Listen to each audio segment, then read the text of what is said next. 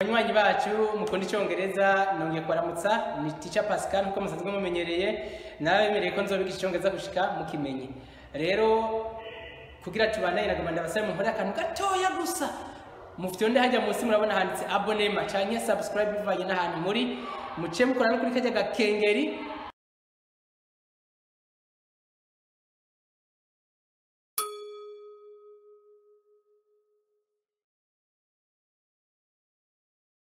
Kuburyo ikigwa cyose nzozashiramo muzoca mukibona.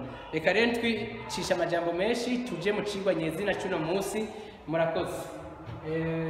Ikigwa cya mbere duhereye ko ni present simple tense. Present simple tense. Repeat. Present simple tense. Present simple tense. Present simple tense. Present simple tense. Yes, or you can say unashobora kuvuga simple present tense. Uhera ushaka present simple tense or simple present tense. Uhera ugomba. Jewe kesho niko ndigisha mbangendera ko umuntu amenya agiye kwiga iki. Mwiyo titre mwico cigwa hari n'ibiki. Present simple tense ni giki. Present simple tense ni umwanya. Iyo bavuze umwanya ni umuvugire mu Kirundi. Ndokuvuga uri kuravuga ibintu vyabaye uvuga ati vyabaye mu gihe kiniki niwo muvugire uri kuravugiramo. Imivugire rero ni myinshi ariko no muze twize uyu muvugire twokwita ko muvugire wa Kubu. Uri kuravuga ibintu ariko tuvuze ko ubukesha barundisha twumva ngo ni ubunyene ariko mu cyongereza siko bimeze. Muri present simple tense ugomba gukoresha n'umwanya ugomba kuvuga ibintu kenshi ukoresha ugomba kuvuga ibintu by'ukuri muri rusange. Truth in general. When you want to talk about the truth in general, ugomba kuvuga ukuri muri rusangi ibintu bisanzwe bihari. Nk'akarorero ugomba kuvuga ngo jewe ndumwigisha. Ese mbaye umwigisha unyene? Aho yako n'ukuri muri rusangi jewe ndumwigisha, jewe ndarya inyama, bisubira ko ndaziri. Bisubira ko niko ndazirya. Oya, ni kuvuga igihe ugomba kuvuga ukuri muri rusangi ucukoresha present simple tense or simple present tense. Iyo ni ingingo ya mbere. Ingingo ya kabiri uba ugomba kuvuga ikintu ukora wisubije. Jewe tumusabunije ncasenga mpeje gusenga cyangwa muri douche mvuye muri douche ncafata ibyo kurya byo mu gatondo nkashinja ku ishure nshika ku ishure isaha imwe n'igice mu bintu nk'ivyo. Ukavuga kuva mu gitondo gushika ugiye kuryama aho uzokoresha present simple tense. Iyo ni po ya kabiri. Abugira gatatu kugira uzomenya ko ukoresha present simple tense ni gihe uzoba ugomba kuvuga igikorwa uzokora muri kazoza mugabo kiri kuri program gisanzwe kuri program. Nk'ubu nk'akandi ndashaka kuvuga ngo kuwa gatandatu umupira utangura. Abandi ko bisanzwe. Kuwa gatandatu umupira utangura saa 8 niko bisanzwe biriyo ni program. Alright? Dimanche imodoka memento iduga Igitega saa 4 saa 4. Alright? Twicisha amajambo ariko muri make twumvise ko present simple tense uba ugomba kuvuga haniniya ukuri muri rusange. Uti jewe ndanywa amazi ntibisigura ko ndayanyoye. Alright? Jewe ndanywa iyo ni present simple tense. Cyatubona mu cyongereza ngene ubivuga. Kabiri uvuga ibintu usanzwe ukora wisubiriza. Alright? Ibintu wamukora wisubiza. None buri wa Mungu wowe uri usenga samedi, buri samedi ndagenda guse ni ibintu wamukora chaque samedi wamuja gusenga. Gatatu ugomba kuvuga ibintu biri kuri program. Program nayo nihinduka abari kujya bibasanzwe bimeze. Kane urashobora kuyikoresha ugomba kuvuga ikintu ukoze ubunyene uvuze. Apana ikintu uri kurakora ikintu ukoze ubunyene uvu ndagiye teacher ndagiye Jackson ndagiye. Alright? Ndaje aho ndatangiye kugikora nkoresha kandi present simple tense. Abanywanyi bacu bakaba dukurikira ku murongo baraza kuca babona ngene umuntu aca abivuga mwizo poezine twariko turababwira. Hageze ko tubishira mu ngiro nitwashika ku gice cy'ama verbs. Ama verbs mu Kirundi biyita amavuga. Amavuga avuga iki igikorwa umuntu akora. So twinjire rero hano hepfo naho turabona ngo personal pronouns. Personal pronouns. Pronouns ni giki, personal ni giki.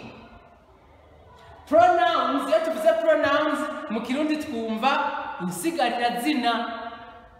Nene Mr. Jackson, bavuze insigarira zina wumva izina riza kugaruka. Izina ntijogaruka kubera iki? Kubera hari insigarira yasigariye iryo zina. Pronom mu Gifaransa ariko mu Cyongereza ni pronoun, pronouns ari nyinshi. Personal pronouns ni insigarira zina muvugwa. Zisigarira abantu bavugwa kandi ubuvugwa aba ari uwo nyene, ni personnel ni uwo nyene. Ari jewe ni jewe nyene, ari wewe ni wewe nyene. Sishobora kuvuga wewe ngomba kuvuga uriya. Right? Ni personnel. Kandi zikaba zivuga hanini yaziba zivuga abantu. Muri personal harimo abantu. Ariko kandi muri personal harimo kuba wiharije, ni kuvuga uvuze aba ari uwo nyene. Right? Mugabo mwizi nuko zivuga abantu hariho it itavuga abantu. Iye ikiba mu gitwa kwita impersonal zitabana n'abantu. Mugabo kandi tuko turavuga vyiharije ikijamwe. Kuko mvuze ikintu mba mvuze ico kintu nyene. Alright? Okay, so personal pronouns. Twinjira musi rero musi ya personal pronouns tushatugira subject pronouns hamwe na object pronouns. Alright? Nene wakishira bakubwiye ngo subject ni giki? Uvuge gose kugira tukumve. Kwishira bavuze ko subject ari giki, sujet ni giki? Sujet. Sujet ni nk'izina. Ni nk'izina. Ni nk'izina no. Ni kaute. Muga pronouns baboneka nisigarira?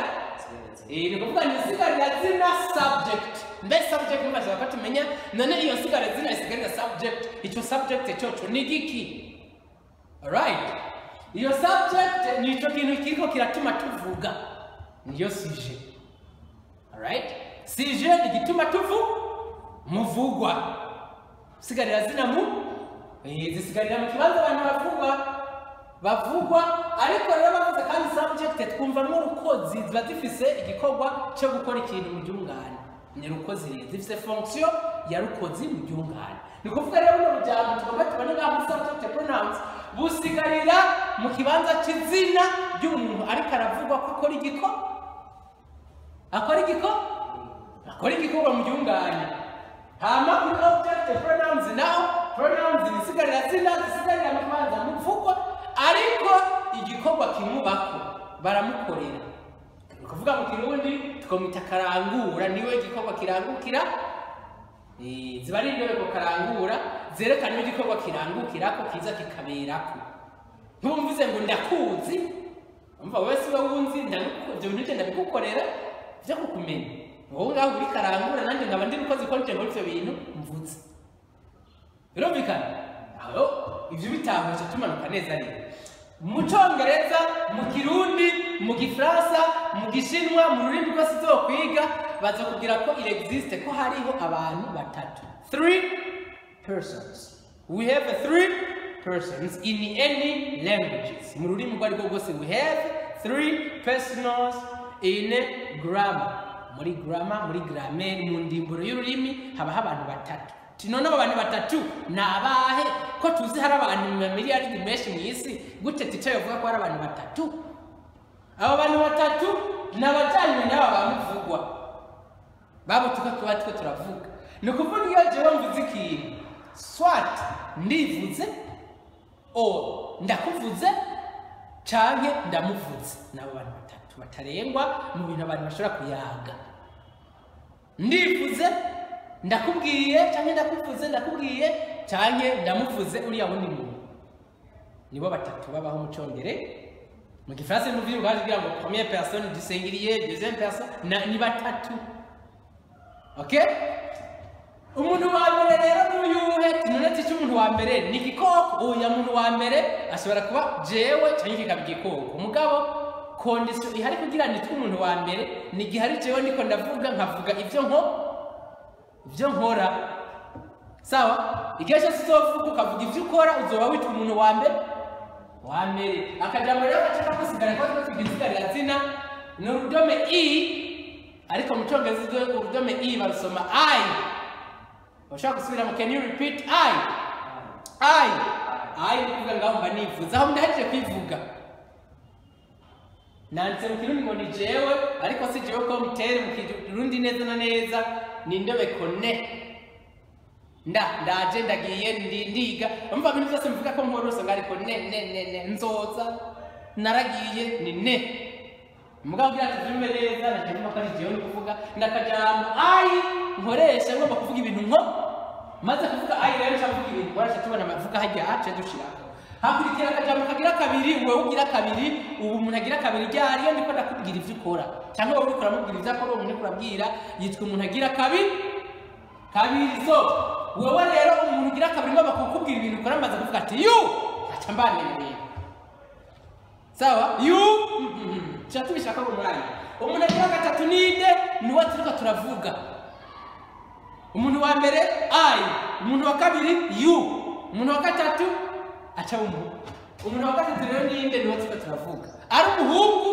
ari umukobwa cyangwa hari kintu umuhungu bandika he mugaba basoma hi mucongereza baba muzi nuvuga hi batamuzi koresha izina ryiwe kugira umuvugo bamumenye ariko bamaze kumenya iryo zina n'umuntu akaravuze ngo turabire ko teacher aje mva ko bamuvuze mvuga nk'umuntu kugira ngo turabire ko agiye acawe twavuganye wo mumenye wenda kugira ni wo mumenye mugabo genda Jackson turabire ko teacher agiye ukacura ugarutse tubwira ehego aragiye inde teacher bamaze kumumenya mugabo ataramumenye tubwira teacher aje n'umuntu ni muhore teacher aje kuko niwe bari bazi sawa mugabo akwe turabira ko teacher aje ugarutse babwira ngo araje niho tukoresha rero izi isigarira zina kubera baba bamuzi kuri ai ntabwo yamutumenye kuri yu ucawumenya ko ndakuvuze mugabo kumenya gatatu bisaba ko uzi neza ko uwo muntu bamuzi